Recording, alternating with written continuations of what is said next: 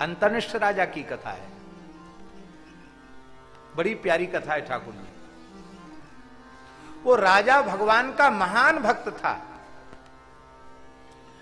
अहरनिश भगवान का ध्यान, भगवान की सेवा और भगवान का स्मरण करता, दिनों रात, आधे क्षण के लिए भी भगवान को भूलता नहीं था।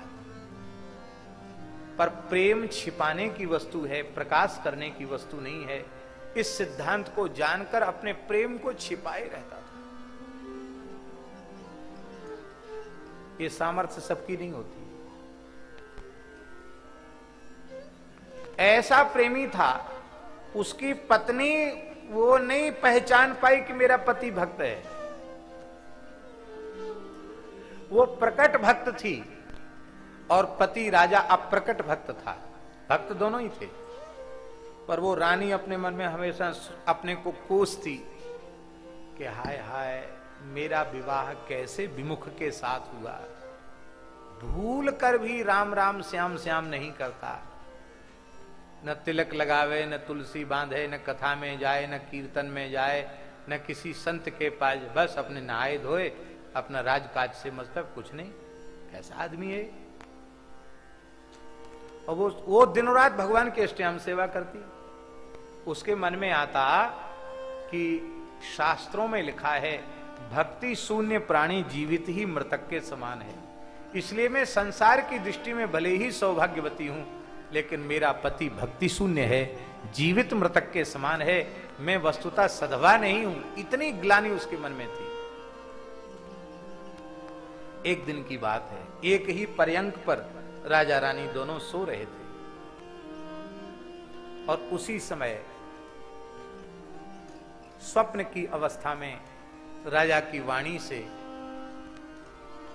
भगवान का नाम निकला। नाम तो भगवान का नाम है, लेकिन भैया प्रेमियों के कंठ से जब भगवान का नाम निकलता है, हम लोग भी राम राम करते हैं और भरत जी भी राम राम करते हैं, लेकिन जब ही राम कहिले ही उसासा उमगत प्रेम मनऊ चौपासा। लगता प्रेम की नदी बह चली है। महाराज जी वज्र तुल्य चित्रकूट की शिलाएं पिघल कर बह जाती हैं श्री राम एक बार बोलने से। प्रेमियों का हृदय अलग होता है। यहां अच्छे दिव्य महापुरुष विराजमान हैं, इसलिए दास को कहने का भाव बन रहा है। इस दास को पूज्य गुरुदेव भगवान के चरणों में लगातार लगभग 14 वर्ष तक उनके चरणों में ही शयन करने का सौभाग्य मिला। उनके चरण जिस ओर थे वहीं दास का आसन रहता था। उनका वरदहस्त मस्तक पर पड़ता था प्रायः। तो जो वो बिल्कुल निकट रहता उसको बहुत कुछ देखने को मिल जाता है।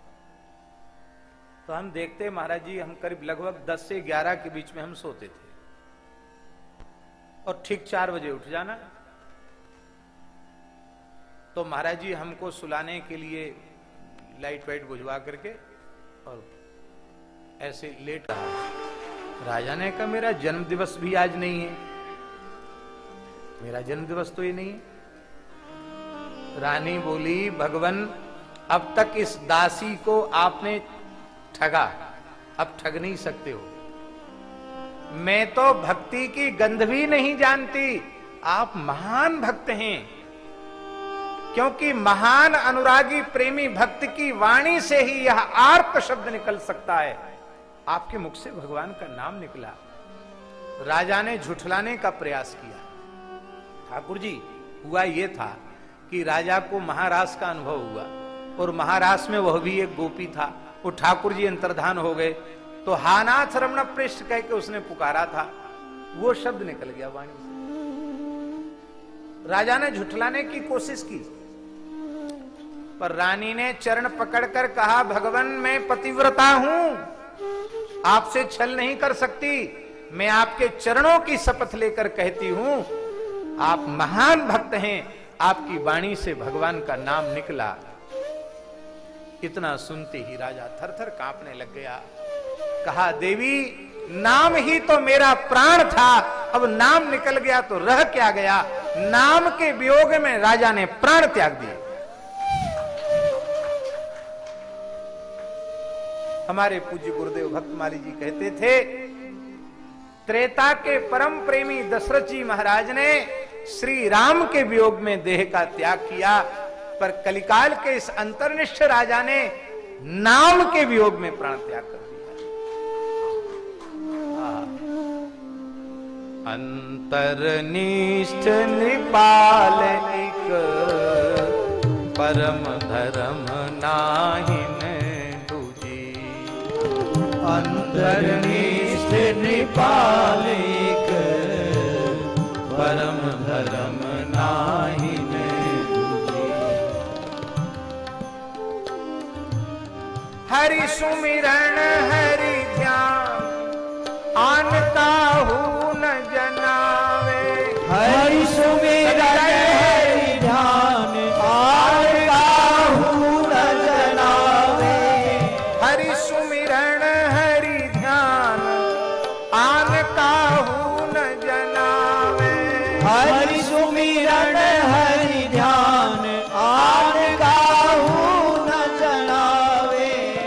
अलग न यही विधि रहे अंगना मरम न पावे। अलग न यही विधि रहे अंगना मरम न पावे। निद्रा बस सो भूप बदन ते नाम उचार्यो। निद्रा बस सो भूप बदन ते नाम उचार्यो।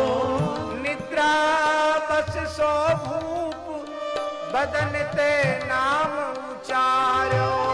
निद्रा बस सो भूप बदन ते नाम उचार्यो। रानी पति पर रीझी बहुत बसुता परवार। रानी पति पर रीझी बहुत बसुता परवार्यो। ऋषिराज सोच कहो नारी सो आज भक्ति मेरी कुदीरी। ऋषिराज सोची कहो नारी सो आज भक्ति मेरी कुदी।